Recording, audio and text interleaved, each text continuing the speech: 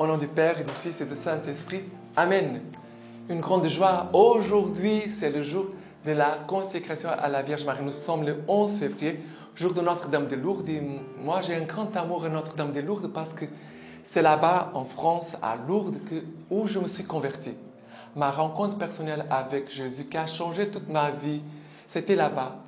Devant le Saint-Sacrement, j'ai fait une expérience que Jésus était vivant, qu'il était là dans le Saint-Sacrement, que Jésus m'aimait, qu'il me pardonnait, qu'il me rendait à nouveau la paix et la joie que j'avais perdue pendant longtemps. Et c'est à partir de ce moment-là que je fais à nouveau un retour vers l'Église et aussi où la paix de Dieu a été à nouveau réveillée dans mon cœur. Voilà, et ce jour aussi où nous allons faire notre acte de consécration, ok, à la Vierge Marie selon le traité de la vraie dévotion de Saint Louis Grignon de Montfort. Et aujourd'hui, le 11 février, Notre-Dame de Lourdes, la première lecture c'est Genèse chapitre 2, versets 18 à 25. Le Seigneur dit, « Il n'est pas bon que l'homme soit seul. Il faut que je lui fasse une aide qui lui soit assortie. » Le Seigneur Dieu modela encore du sol toutes les bêtes sauvages et tous les oiseaux du ciel, et il les amena à l'homme pour voir comment celui-ci les appellerait. Chacun devait porter le nom que l'homme lui aurait donné. L'homme donna des noms à tous les bestiaux, aux oiseaux du ciel et à toutes les bêtes sauvages. Mais pour un homme, il ne trouva pas l'aide qui lui fut assortie. Alors le Seigneur Dieu fit tomber une torpeur sur l'homme qui s'endormit. Il prit une de ses côtes et referma la chair à sa place. Puis, de la côte qu'il avait tirée de l'homme, le Seigneur Dieu façonna une femme et l'amena à l'homme. Alors celui-ci s'écria, pour le coup, c'est l'os de mes os et la chair de ma chair. Celui-ci sera appelé femme, car elle fut tirée de l'homme, celle-ci. Alors, ici c'est très belle cette lecture. Dieu a tout créé, il avait créé l'homme, il a créé les animaux. Dieu va demander à l'homme de nommer les animaux, de donner un nom. Et ça, c'est très important. L'homme est en train de, on peut dire, confirmer. Un chien, c'est un chien, un chat, c'est un chat, un perroquet, c'est un perroquet.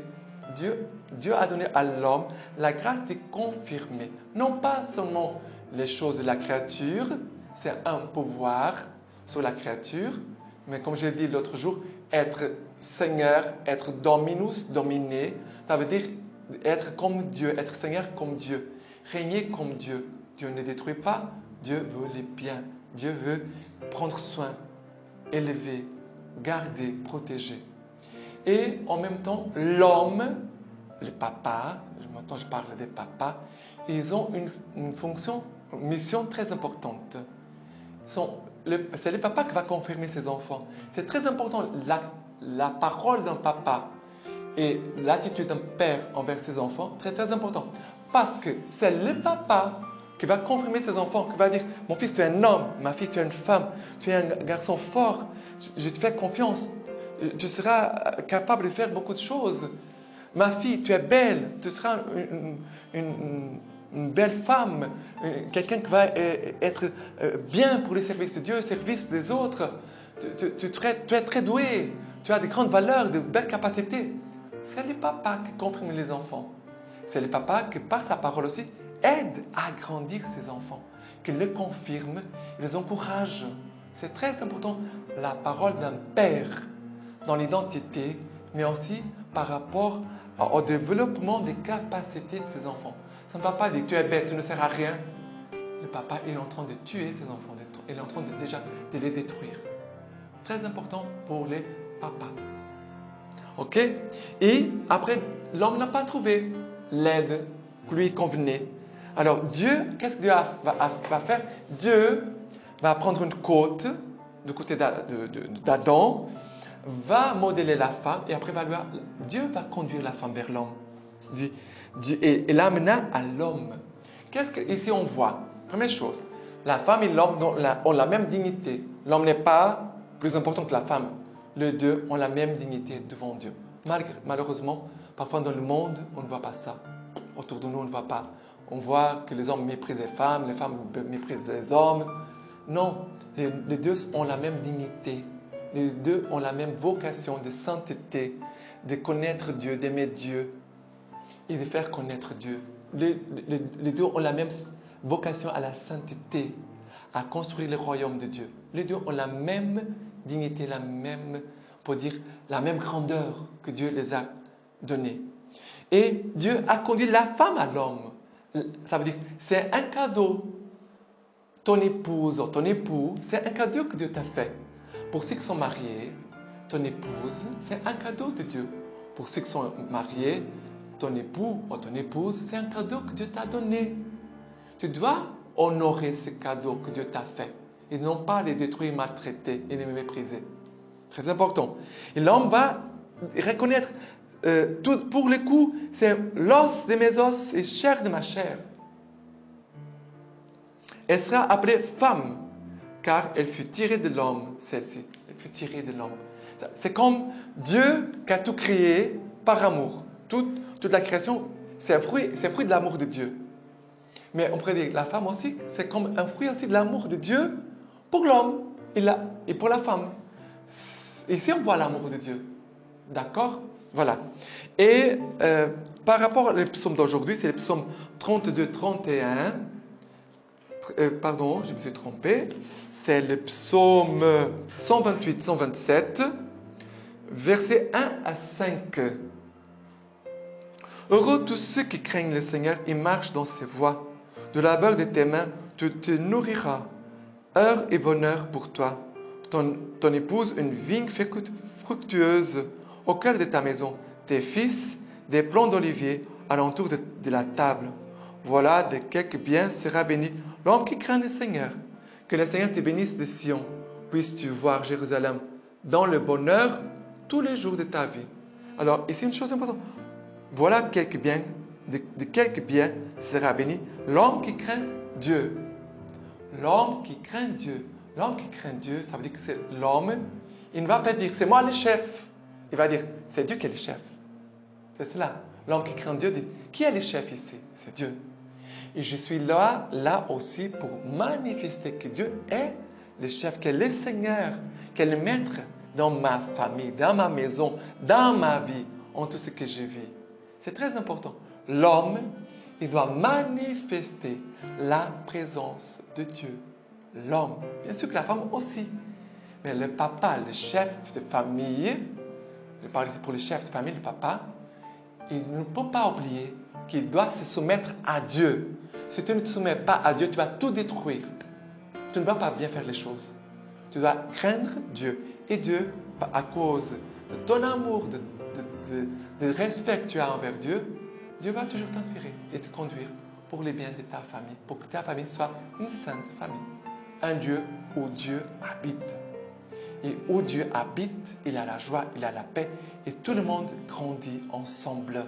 Tout le monde grandit ensemble. OK? Et l'évangile d'aujourd'hui, c'est Marc, chapitre 7, versets 24 à 30. Partant de là, il s'en alla dans le territoire de Tyr.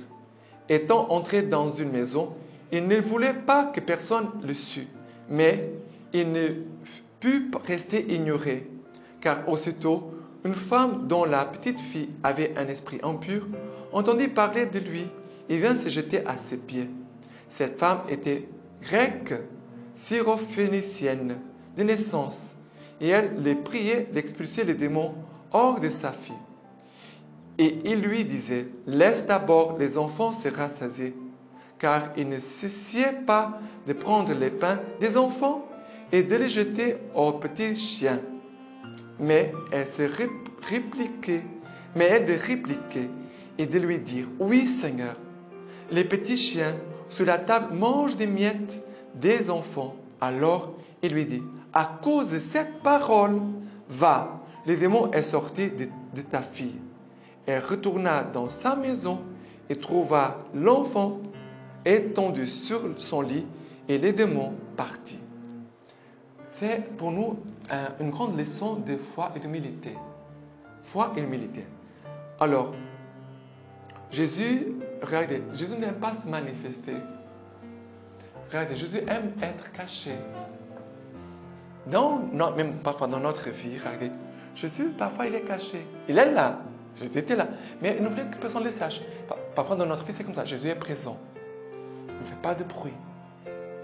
Mais Jésus attend aussi que tu puisses aller le chercher. Comme cette femme, grecque, syrophénicienne, une étrangère, une païenne. Elle n'était pas née juive. Elle n'était pas catholique. Et cette femme va rencontrer Jésus. Regarde, certainement, elle a entendu parler de Jésus et elle part le voir. Et qu'est-ce qui se passe? Elle commence à lui demander. Elle priait. Regardez, prier. On demande, c'est la prière. La prière, c'est une demande aussi.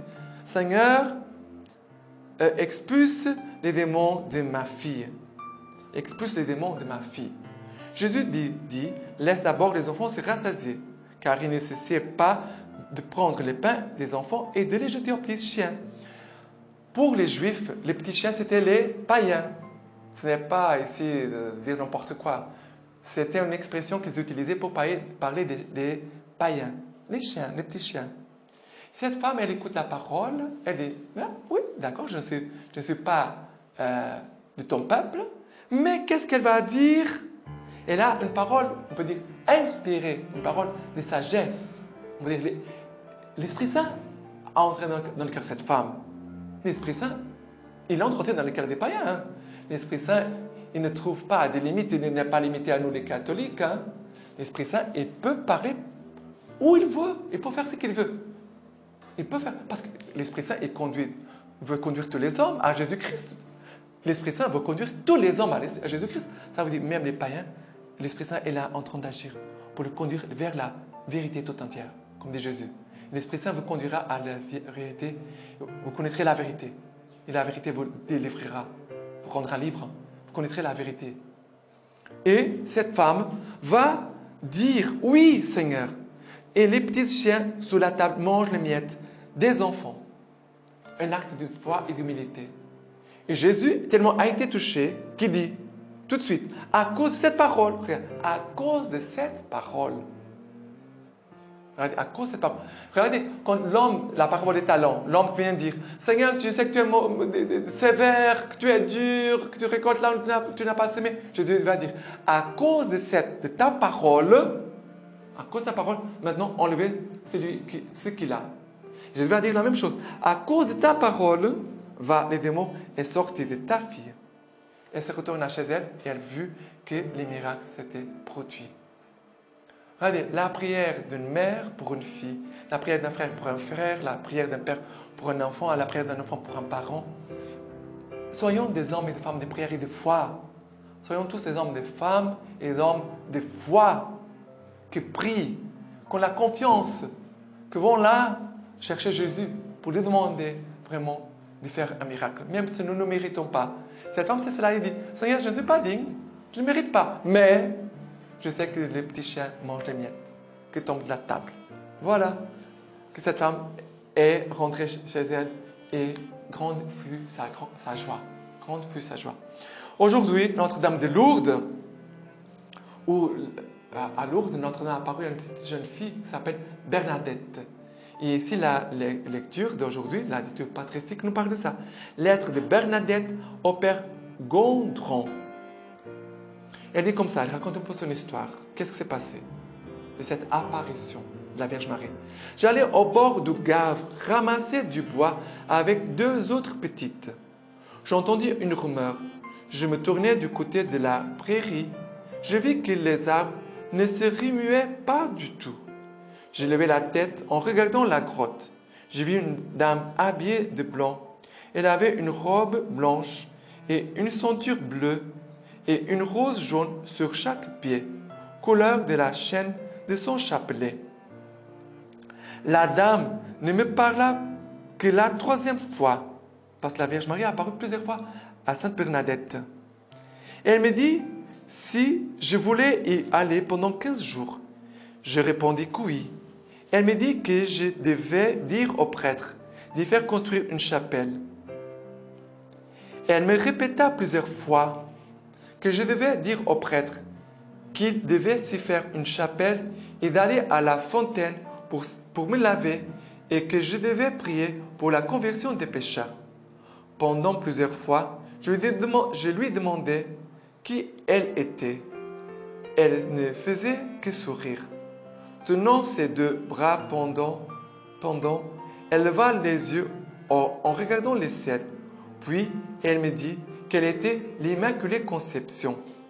Dans l'espace de ces 15 jours, elle me donna 3 secrets qu'elle me défendit de dire à personne. J'ai été fidèle jusqu'à présent. Et pour vous dire une chose intéressante, parce que à l'époque, en France, on parlait un patois. Et la Vierge Marie, quand elle a dit à Bernadette leur nom, parce que les prêtres savaient, mais qui te parle? C'est qui la personne qui te parle? D'ailleurs, les prêtres ne croyaient même pas à la petite Bernadette. Et la Vierge Marie a dit, je suis l'Immaculée Conception. Et Bernadette n'a pas compris en fait qu'est-ce qu'elle était en train de dire. Et le dogme de l'Immaculée Conception venait d'être prononcé. La petite fille ne savait pas ça. Une fille qui ne savait même pas lire. Alors, elle a écouté le nom, je suis l'Immaculée Conception. Elle ne comprenait pas.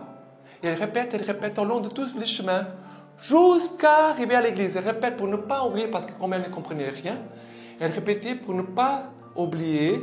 Et en arrivant à l'église, ils disent là au prêtre, le nom de la dame, c'est Immaculée Conception. Et le prêtre il a compris vraiment que c'était vrai. Et c'est à partir de ce moment-là que le message de Bernadette va commencer à se répandre jusqu'à aujourd'hui. Ce lieu où il y a beaucoup de guérisons de malades et aussi beaucoup de conversions.